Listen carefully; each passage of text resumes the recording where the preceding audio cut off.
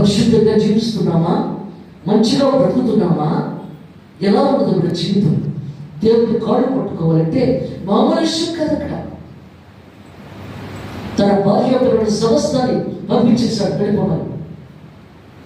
ఆ రాత్రి దేవుడు అనుకున్నాడు, ఈ దినము యాకోబుని సరిచేసేయాలనుకున్నాడు. ఇక్కడ ఎందుకంటే మోసగాడు కదా, అదంతా తీసేయాలి, సరిచేసి నాలో జీవించే సద్దరి ఆ బిడ్డకి ఇవ్వాలని దేవుడు అనుకున్నాడు. అక్కడ ఆయన అవకాశం దేవుడు విడిచిపెట్టుకోలేదు. ఎందుకంటే దేవుడు మనకు ఎన్నో అవకాశాలు ఇస్తున్నాడు. మరి ఆ అవకాశాన్ని మనం విడిచిపెట్టుకుంటున్నావా? మరి దాన్ని పట్టుకొని వేలబడుతున్నావా? ఏమిటి? అందుకే దేవుడు మాట్లాడుతున్నాడు. ఇక్కడ దేవుడు ఇచ్చిన అవకాశాన్ని విడిచిపెట్టుకోకండి. ఎప్పుడు ఏం జరుగుతుందో మనకు తెలియదు. సోదరులు ఖర్చించేసి మనం సంచరిస్తుంది. ఎవరిని మిగుతున్నా, ఎవరిని గమనించే